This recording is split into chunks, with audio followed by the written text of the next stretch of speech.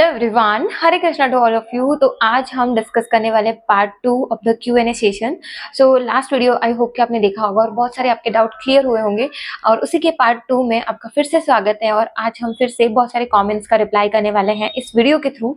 सो सबसे पहला हम कमेंट लेते हैं रीता जी का। उन्होंने पूछा है हेयर सीरम जो मैंने बना के आप लोगों से शेयर किया था कि can I store it outside, don't have a refrigerator and please bring a video for hostelers as I don't have anything to boil as well, and thank you so much for love your video।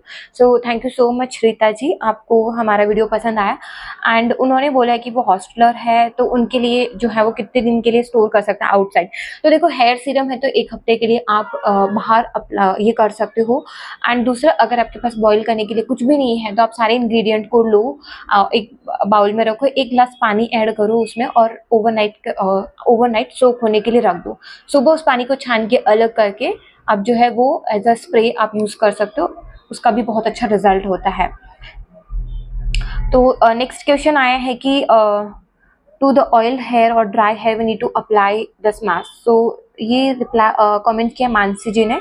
सो मानसी जी देखो, मानसी जी और even बाकी जितने भी subscriber हैं उन सबके लिए एक इसका रिप्लाई ये रहेगा कि आप जो मास्क है, जो मैंने आप लोगों के साथ 2 मास्क शेयर किए हैं, दोनों मास्क आप अप्लाई कर सकते हो। अगर आपके हेयर ऑयल है तो भी आप कर सकते हो, बट उसका रिजल्ट ना उतना अच्छा नहीं रहेगा, उसका इतना इफेक्ट भी नहीं रहेगा, बिकॉज आपकी स्कैल्प ऑलरेडी ऑयली है, आपके हेयर ऑलरेडी ऑयली है, और उसके ऊपर अगर आप कोई भी मास्क अगर कुछ भी अप्लाई करोगे ना, उसका रिजल्ट उतना अच्छा नहीं रहेगा। तो उससे बेटर है कि जब आप ऑयल कर रहे हो सिर्फ ऑयलिंग करो, हेयर जब आपका वॉश हो जाए उसके बाद आपको सीरम यूज करना। सीरम कैसे यूज करना है? स्कैल्प में यूज करना है, और जब आपके हेयर थोड़े थोड़े से गीले रहेंगे तब करना है, ठीक है? मतलब पूरे ड्राई नहीं होने देना है। एंड दूसरा, ऑयल मास्क जो है, आप जब आप नेक्स्ट टाइम जब आप मान लो हेयर वॉश करोगे कल, तो जैसे हमने हेयर ऑयल किया था वैसे ही आप हेयर मास्क लगा लो, सुबह में लगाओ, 1 घंटा लगा के रखो, एंड उसके बाद वॉश कर लो नॉर्मल शैम्पू के साथ, माइल्ड शैम्पू के साथ। एंड उसके बाद वापस से सीरम आपको अप्लाई करना है। सीरम रख सकते हैं क्या? 2-4 दिन तक रख सकते हो, बिल्कुल सेफ है, कोई प्रॉब्लम नहीं होगी। और ना ही आपके हेयर बहुत ज्यादा ड्राई फ्रीजी कुछ ऐसा होता नहीं, और आपको हेयर लेंथ पे अप्लाई नहीं करना है, सिर्फ स्कैल्प पे और यहाँ पे रूट पे ही अप्लाई करना है। दूसरा, क्या इसे ओवरनाइट ऑयल लगे स्कैल्प में लगा सकते हैं? नहीं। जो भी मास्क वगैरह है लगा तो सकते हो, बट उसका इफेक्ट इतना अच्छा रहेगा नहीं। तो आई वुड से कि मत लगाओ, वेस्ट ऑफ टाइम और वेस्ट ऑफ प्रोडक्ट हो जाएगा। इससे बढ़िया है कि आप ऑयल के टाइम पे सिर्फ ऑयल करो, मास्क के टाइम पे सिर्फ मास्क करो।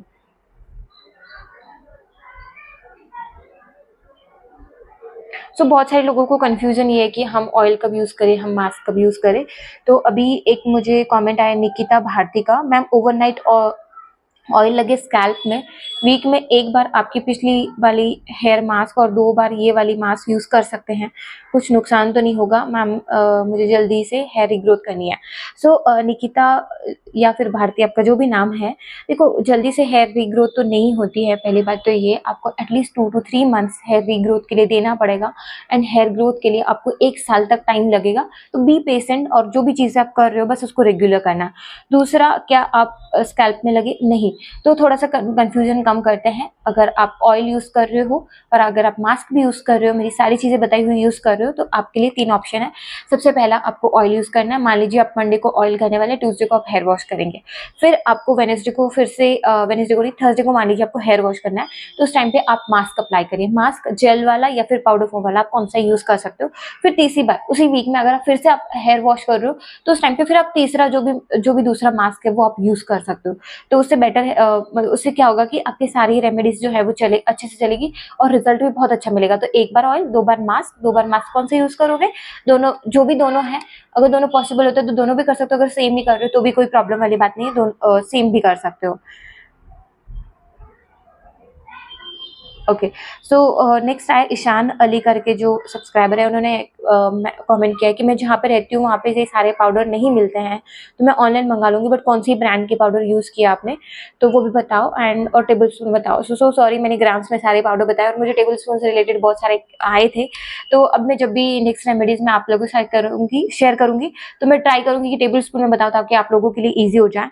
एंड दूसरा, कौन सी ब्रांड का यूज़ किया था, तो मैंने जो ब्रांड यूज़ करी थी वो हाई-फाई करके एक ब्रांड है, जो कि ईज़िली मुझे ऑफलाइन स्टोर में मिल जाता है, इसीलिए मैंने वो वाला ब्रांड यूज़ किया। बट अगर आप ऑनलाइन मंगा रहे हो तो ये वाला नहीं तो बायो ऑर्गेनिक करके भी एक ब्रांड है, थोड़ा-सा कॉस्टली आते हैं उसके पाउडर, बट अच्छे हैं, मैंने खुद यूज़ किए हैं पर्सनली, तो आप उसके भी ले सकते हो। ठीक है, दूसरा, how many days it took to grow hair length grow length your hair. Okay, so ये किसका है, नजमा करके, जो हमारे सब्सक्राइबर है उन्होंने। सो हेयर ग्रो करने के लिए यार टाइम लगता है, 1 साल तक लगता है, डिपेंड करता है। अभी आप सोचोगे मुझे यहाँ से लेके यहाँ तक हिप लेंथ तक अगर आपको हेयर चाहिए तो हो सकता है 3-4 साल भी लगेगा, बट अगर आपको शोल्डर लेंथ पे चाहिए तो हो सकता है 1 साल लग जाए। हेयर रीग्रोथ के लिए 3 मंथ्स लगते हैं, तो बाकी हेयर ग्रोथ के लिए भी आप इतना कंसिडर करके लो कि एटलीस्ट 1 साल तो आपको लगेगा ही लगेगा। एक मुझे, और इनका नाम मुझे समझ में नहीं आ रहा, मैं कमेंट यहाँ पे ऐड कर दूंगी कि क्या हम twice a week oil and once a week this hair pack, right? So please suggest remedy for the hard water as well. So hard water के लिए अभी मेरे पास कुछ नहीं है, बट उसके पहले वाले जो लाइन है उसका रिप्लाई कर लेते हैं। तो इतने सारे ऑयल, देखो अगर आप सिर्फ ऑयलिंग कर रहे हो तो 2 बार ऑयल कर लो, अगर आप मास्क यूज कर रहे हो तो हफ्ते में 1 बार मास्क भी यूज कर लो, कोई प्रॉब्लम नहीं है। आपने जो नेक्स्ट चंदन नायक करके उनका कमेंट आया मुझे, आपने जो हेयर ऑयल बनाया मुझे हफ्ते में कितने दिन लगाना चाहिए और कितने समय तक रखना चाहिए। तो चंदन जी, ये जो ऑयल है आप हफ्ते में 2 से 3 बार अप्लाई कर सकते हो, और जब भी अप्लाई करोगे अच्छे से मसाज करो। एंड कितने समय तक रखना है, अगर आप रात में अप्लाई करो तो सुबह हेयर वॉश कर सकते हो, अगर आपको रात में अप्लाई करना नहीं अच्छा लगता है तो आप सुबह में कर लो। हेयर वॉश से पहले 1 घंटे पहले एटलीस्ट तो ऑयल लगा के छोड़ दो, एंड 1 घंटे बाद आप जो है अपने हेयर वॉश कर लो। Next, so can we apply hair serum on scalp and on a dry or wet hair? Please reply दीदी। सो अनब्रोकन लर्निंग करके उनका कमेंट है मुझे।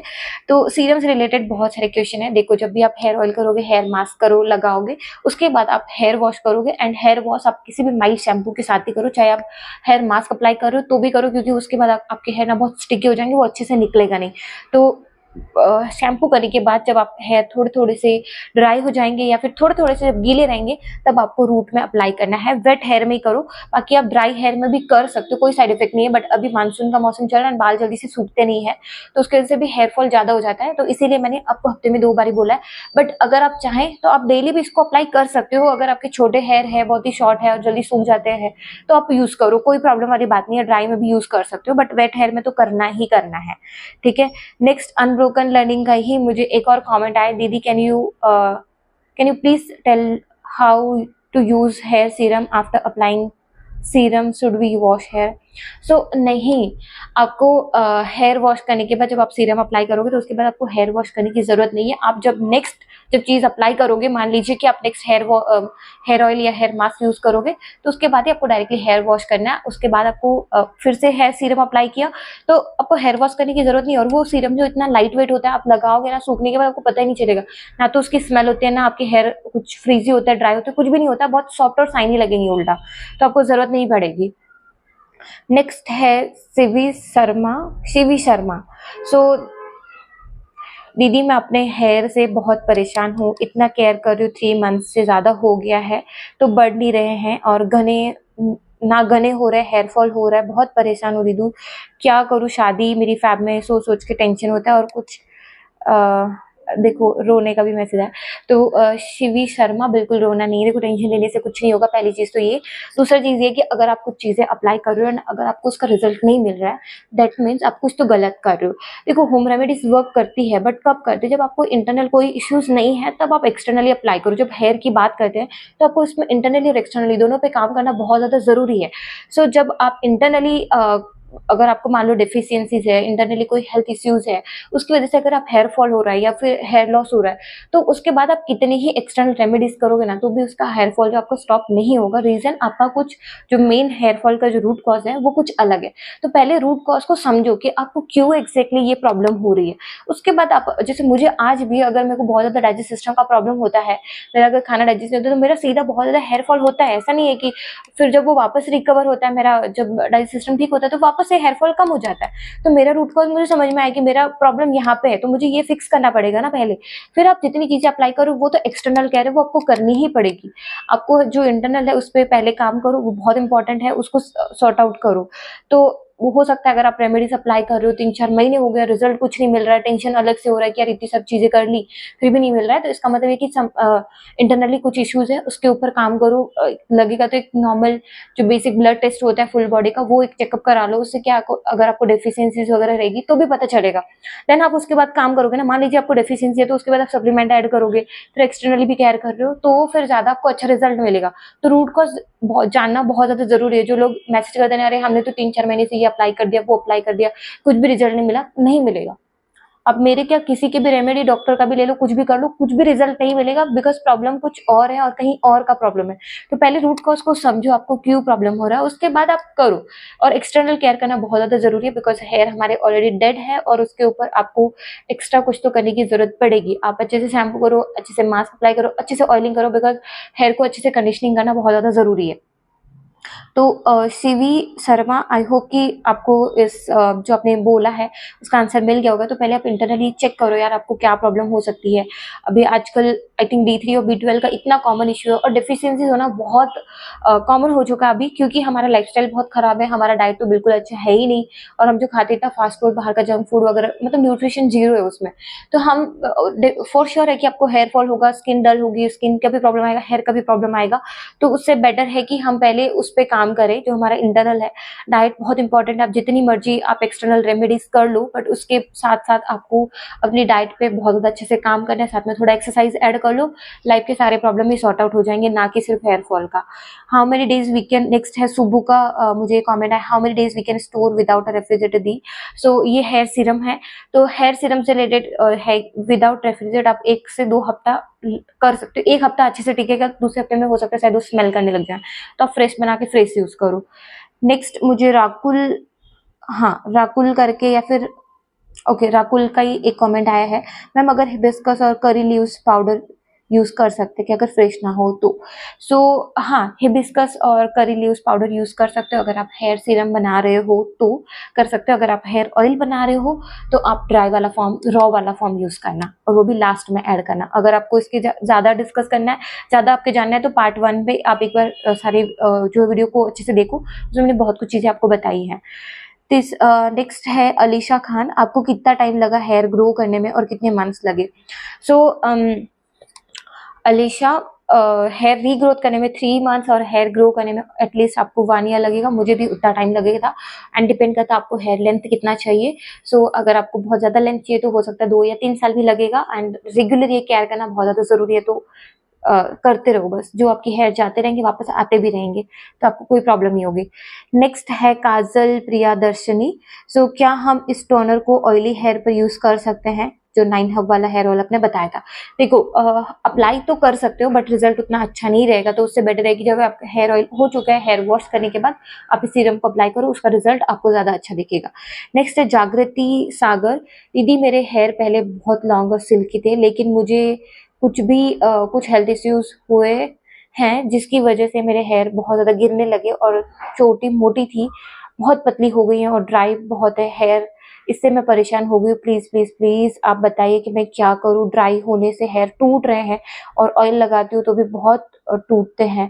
सो प्लीज आप मेरे लिए कुछ बताएं, क्योंकि रूटीन शेयर कीजिए, क्योंकि मुझे आपकी वीडियो पर यकीन है, इसीलिए हो रहा है, क्योंकि आपको भी हेल्थ इश्यूज थे, मगर आपके हेयर ठीक हो सकता है तो शायद मेरे भी हो जाए। So thank you so much जागृति, फर्स्ट मेरे ऊपर इतना ट्रस्ट करने के लिए।